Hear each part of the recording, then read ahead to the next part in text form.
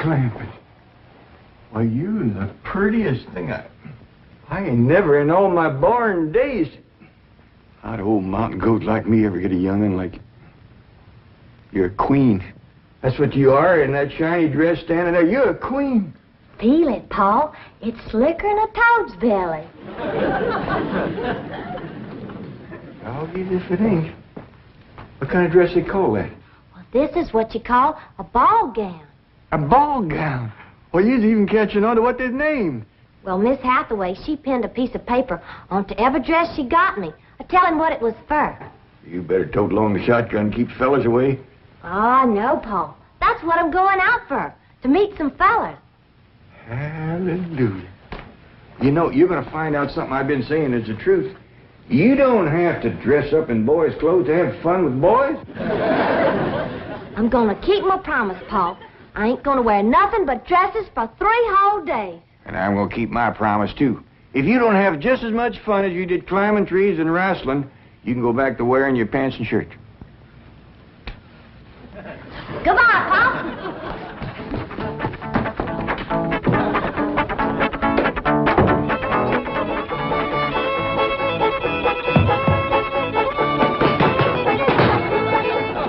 What you doing? Killing ants?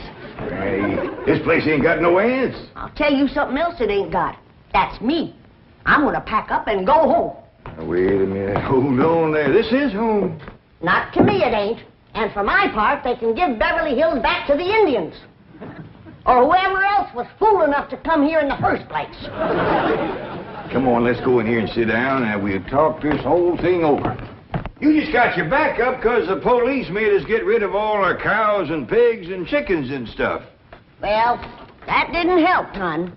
But if they don't allow folks to have stock, why have they got that all-fired fancy stock pen down there? Well, Granny, it turned out that there was something called a tennis court. What in tarnation is a tennis? I don't know, but one of these days we'll get us a pair of them and go to raise them out there. Well, you go to raising them. I'm going back home, where I can get some good things in life, like hog jowls and possum shanks. Now, hold on, Granny. Jethro's out hunting possums right now. He won't find none. I've been all over these Beverly Hills, and I tell you it ain't easy. Climbing fences and walls and jumping over hedges to get around those cement ponds where there are a lot of half-naked women laying there smearing themselves with oil and yelling at you to get out, get out. I tell you, Jed, this place is full of the laziest, greasiest, unfriendliest mess of people I ever did lay my eyes on. Here's Jethro. Hi, boy. What'd you get? I got chased by a fellow with a club. Now, you hear that, Jed? It says Beverly Hillbillies picking on a little boy like Jethro. Come on, Jethro, load up the truck and let's head for home. Hold on. I think I know what's ailing you two. You're just plain old homesick. Well, I'm sick of this home, I can tell you that. Yeah, now, I got a surprise. I've been kind of saving. I reckon now's good times any to let the cat out of the bag.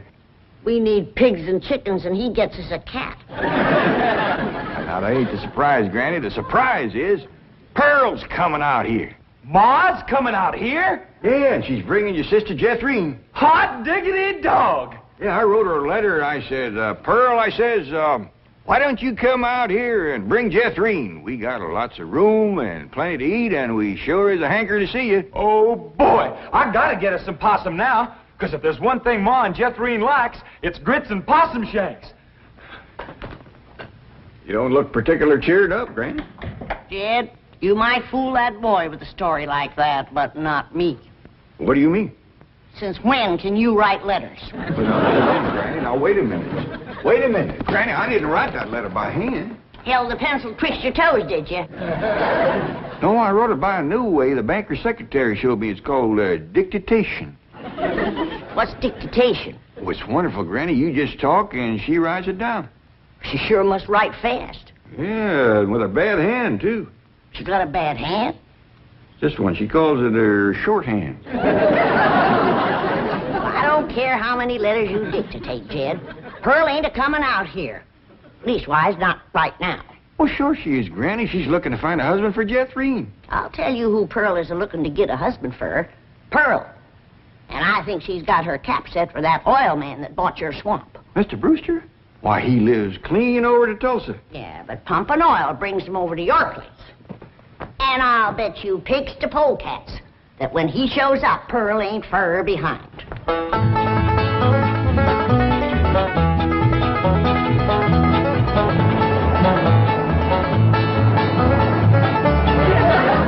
There he is. Hold on, Jeffrey.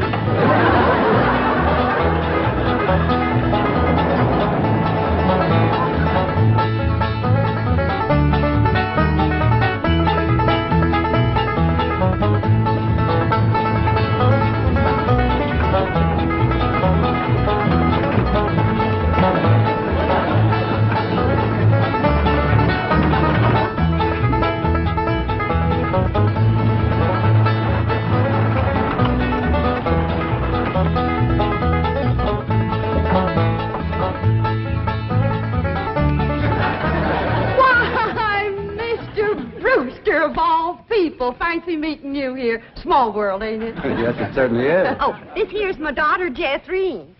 This is Mr. Brewster, dear. I'm pleased to meet you, young lady. Hi. May I give you a hand, Mrs. Bodine? Oh, thank you. Stay in the buggy, dear. Careful now. There we are.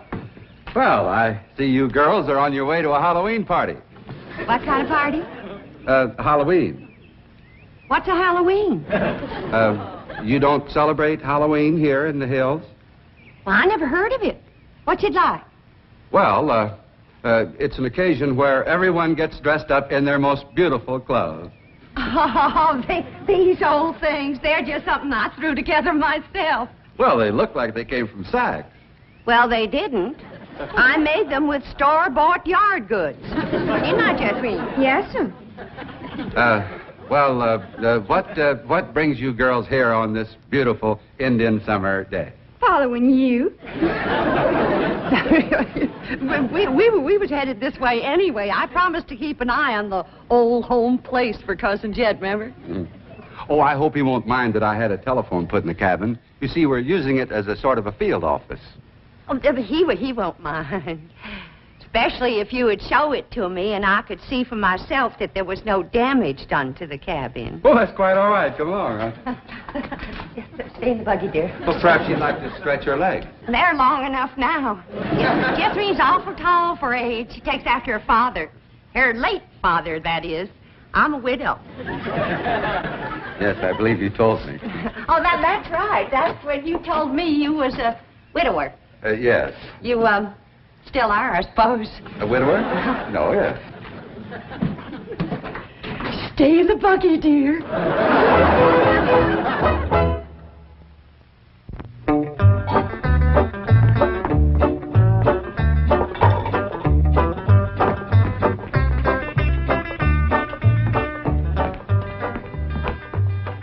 I'm going back where I should have stayed in the first place.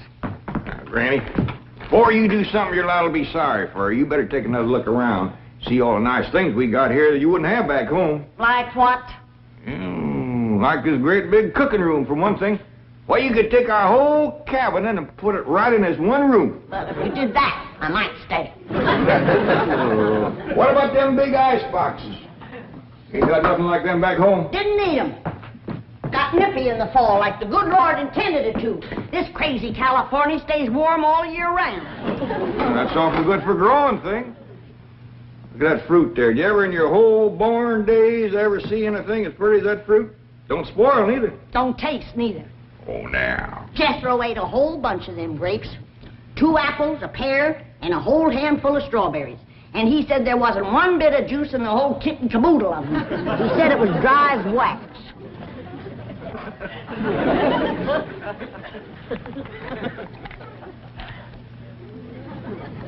Here's a mighty dry and gummy. Maybe you ain't supposed to eat this fruit. That's the trouble with this miserable place. You ain't supposed to do nothing. You ain't supposed to have cows or pigs or chickens. You ain't supposed to fire up the still and make a little moonshine whiskey. Answer me, what can you do in this Beverly Hills? Well, you can do lots of things, Granny. Things you couldn't do back home. Name one. Well, you can call up your friends on the telephone. No, you can't. Why not? Because we ain't got no friends, that's why not. There ain't been one neighbor come a-calling on us since we moved in here. Oh, so that's what's ailing you. Nobody's been coming to call. Well, now you got to remember what Pearl said. This here is Beverly Hills, where the movie stars live. What's that got to do with it? What's that got to do with being friendly? Nothing. I just thought it might sidetrack you. Well, it didn't. Movie stars are people just like us, ain't they? Yeah, certainly it's prettier. Wouldn't it be worth waiting for if one of these days they come a knock on the door, and we go to answer it, and we open up the door, and standing there would be Mary Pickford. Mary Pickford? Yeah, with the golden curls hanging down her back, and her pretty little rosebud mouth saying friendly things like, howdy there, I'm Mary Pickford. Oh, you'd say to that? I'd say, who's Mary Pickford? That's right. Granny, she's America's sweetheart. You know that movie house where Pearl plays piano on Saturday nights? I heard of it. Well, she says little old Mary is everybody's favorite. Well, tell me this. If Mary Pickford moved in that little cabin down the creek from us back home, what would we do? Oh, we'd have gone calling and brought her over a mess of pone and skinned possum. Yeah. And has Mary Pickford brought us a mess of pone and skinned possum? No, she ain't. You gotta remember, Granny, she probably spends 4 or 5 hours a day just fooling with and combing that beautiful curls hangs clear down Uncle to... Jam! Well, hello, Jethro. What'd you get this time? I got arrested. Yeah. Policeman, he took my gun away. He said they don't allow hunting in Beverly Hills. That does it. That does it. Then he pointed to old Duke here. He said, that dog had his rabies shot?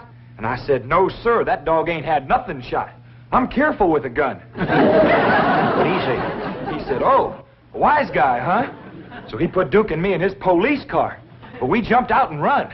Oh, is Ma and Jethro here yet? No, and they ain't a-coming. Now, if you want to see your ma and your sis, you pack up that truck, and you and me will skedaddle back home where folks is friendly.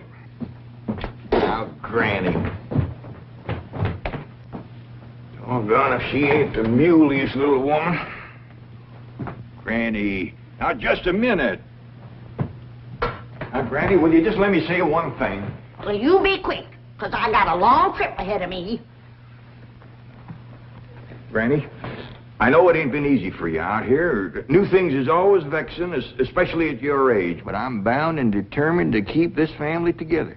And if you go back to the hills, we's all going with you. Now, I'm asking you please to stay. Not for my sake, but for Ellie Mae. Granny, what this place has done for her is a plain miracle. Why, that wild Injun has become a grand lady. I wish you could have seen her go out that door looking like a queen in a picture book. I tell you, I just wanted to sit down and bawl, the way you done when I married her ma. Now, she's just... Huh? She's out there now. Now, just wait, Granny. Wait till you see. In here, Ellie Mae. Huh? You sure was right. Oh, hi, Granny. You don't have to wear boys' clothes to have fun with boys. May, you promised me you wouldn't wrestle. I ain't been wrestling.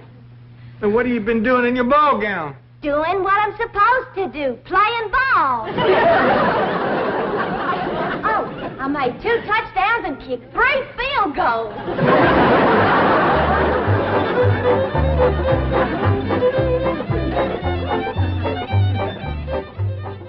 Well, your cousin certainly seems anxious for you to come to Beverly Hills, Mrs. Bodine. Will you? Mrs. Bodine? Yeah. Will you? Yeah. Will I what?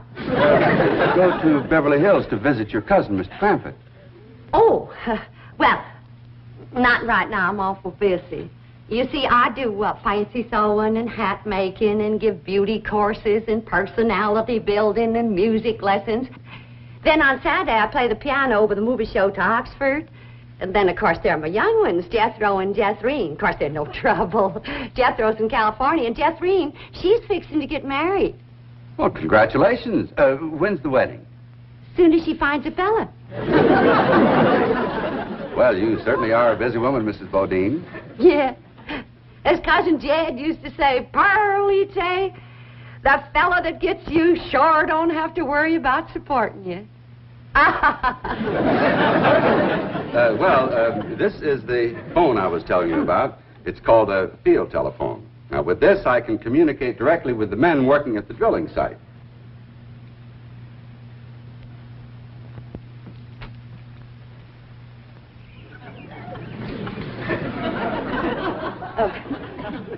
Any young men down there? Oh, yes. Any unmarried young men? I'm sure there are.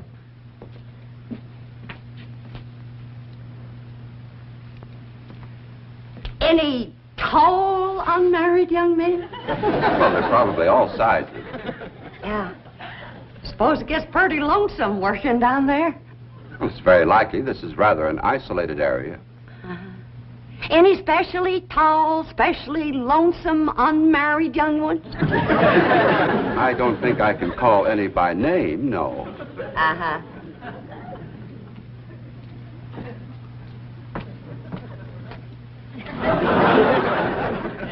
Well, I was just wondering.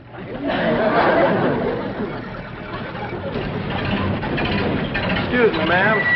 Could you tell me where the oil drillers are working today? Well, now. What have we here? Rebecca of Sunnybrook Farm, and pretty, too. You know what, honey? I got something here just for you. A genuine French garter imported all the way from Paris, France. They usually sell for 50 cents, but, honey, you can have it for a quarter. Listen, honey, I'm going to be around a couple of days. You busy Saturday night? Well, you are now. And there's a dance over in Hooterville. Ooh-wee! I bet you're an armful of mama.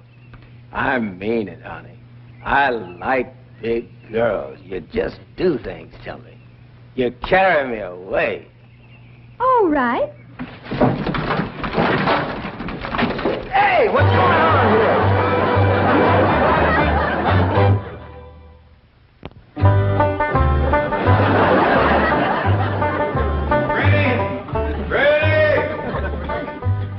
There you are. What are you doing? I'm figuring. And I figure best when I'm fishing. Ain't no fish in there. I ain't fishing for fish. I'm fishing for figuring. Hey, what kind of figuring you fishing for? I'm fishing to figure how I can get home.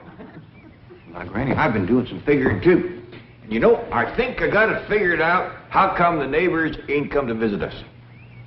I'm listening. Well, I got it figured. Out here in Beverly Hills, instead of them coming to see us, we go to see them. How come? Oh, I don't know how come. That's just the way I got it figured. Mighty convenient figuring. Granny, it wouldn't do no harm and to give it a try. A lot of things is different out here. Well, I'll fish on it for a spell. Take Possum. Feet like a whale. Who said there ain't fish in here? Well, that's the prettiest I ever seen. Ah, I gotcha, you rascal. I'm gonna throw you right in the frying pan. This thing ain't nothing but skin. That's your Beverly Hills for you. All flashy and show on the outside and nothing on the inside where it counts. Now, fish and people is two different things. We're going to calling on our neighbors, and then we'll do our judging.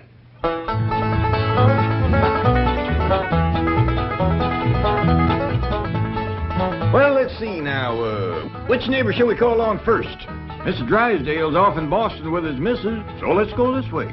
If you ask me, let's go back that way. Now, Granny, you promise. Come on, everybody, let's go.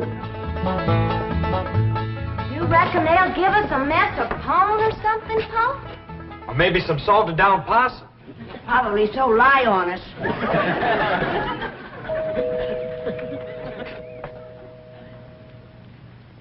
I'm not expecting anyone, Agnes. Oh, it's probably just some children playing trick-or-treat, ma'am. Hi, ma'am. We's the Clampetts. You got something for us? Yes, sir. Aren't you rather big for this? Yes, ma'am, we are. In fact, I don't see how anybody gets through that little door. Just a minute. Come in. Come in and set a spell, as you folks say up in the hills. Well, we, thank you. We got a lot of calls to make. But, this here is Granny. Howdy. Hello? I'm my daughter, Ellie. Oh. My nephew, Jethro. Oh. And I'm Jed. Hello, Jed. I'm Agnes. Just call me Aggie. Mighty nice place you got here, Aggie. Oh, shucks, 'tain't nothing but a heap of bricks, but we call it home. Well, sure is nice to meet up with you. Oh, now wait just a minute. I got something for you. Wait a second. Here you go, Granny, and Ellie, that's you, and Jethro, you and Jed. There. Yeah, thank you. That's mighty neighborly of you. And you must come and see us sometime. Yeah, we'll go hunting together. Hey, Aggie, you like to play football? Love it. Well, there's a whole bunch of fellas that plays in the pasture down the way a piece. And they'd like it just fine if I could bring some more girls along. I don't think... Please, can we go out now? Not yet, children. Not till it gets dark.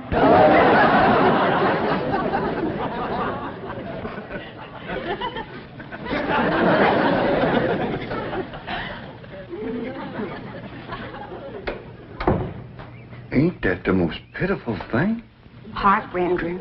Just heart-rendering. Nice-looking woman. Friendly as you please. But them young'uns is the homeliest I ever see. Wonder she didn't want to come a-calling on us. Yeah. Reckon I'd stay home, too, if my kids looked like that. Kid, I ain't never gonna say a bad word about nobody. I know what you mean. Diggies, every house we went to, they was nice to us, wasn't they? Sure was, Jed. Hey, listen, everybody. I got an idea. Let's call up Cousin Pearl and tell her to come on out here. Uncle Jed, you can't call Ma on the telephone. Mr. Drysdale said we could call anybody we had a mind to. Well, Ma, she ain't got no telephone at home. Don't matter. She ain't never home nohow. The way I look at it, you can't never tell what you can do until you try. Don't forget to spin the wheel.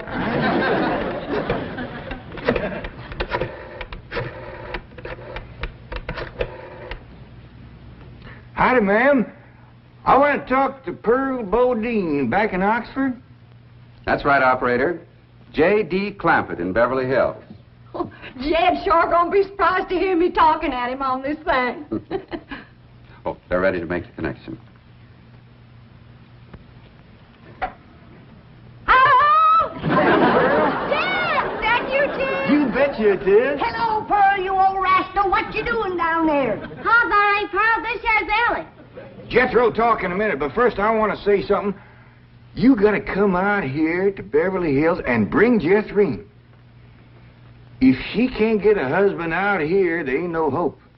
You ain't never seen so many homely young'uns in all your born days.